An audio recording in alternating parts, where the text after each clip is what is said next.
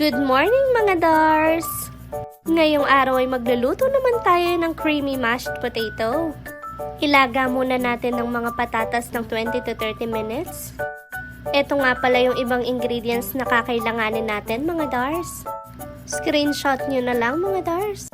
Habang hinihintay natin kumulo at maluto yung ating patatas, ay imix muna natin itong cream of mushroom at harina. 2 kutsarang cream of mushroom at saka half cup lang ng harina yung ginamit ko. Para yan sa ating gravy. Maglagay nga pala tayo ng konting mantika bago ilagay yung butter para naman hindi masyadong masunog yung butter natin. Pagkatapos ay isunod naman natin yung bawang at imekos-mekos lang natin yan mga Dars hanggang sa maluto. At isunod naman natin ang beef cube. Kahit pork cube ay pwede na rin dito. Depende na lang sa inyo kung anong gusto nyong gamitin. Ilagay naman natin yung minix nating harina na may cream of mushroom. Tapos, imix lang natin ulit ng ganyan. Lagyan din natin ng 1.5 cups ng water. Pagpatuloy mo lang ang paghahalo hanggang ganito na yung consistency niya.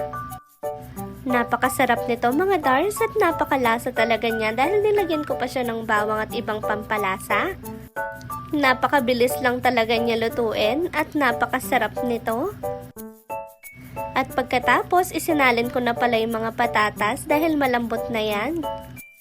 Bago ko nga pala i-mash yung mga patatas ay nagpainit muna ako ng fresh milk kahit 1 cup lang pwede na. Nilagyan ko rin niya ng butter para masarap. Ilalagay naman yan sa minamash natin at tansya-tansya na lang mga Dars kung gaano karami yung gusto mong ilagay. Habang minamash mo yan ay paunti-unti mo rin siyang lagyan ng gatas na may butter. At kapag ganito na siya kalambot ay pwedeng-pwede na yan isalin mga Dars. Napakadali lang talaga niya gawin. I-try nyo na rin to mga Dars, lalo na sa mga kids nyo ay siguradong magugustuhan nila ito. Kahit pang merienda ay pwedeng-pwede ito talaga. O siya na mga Dars, salamat sa pananood. Bye-bye!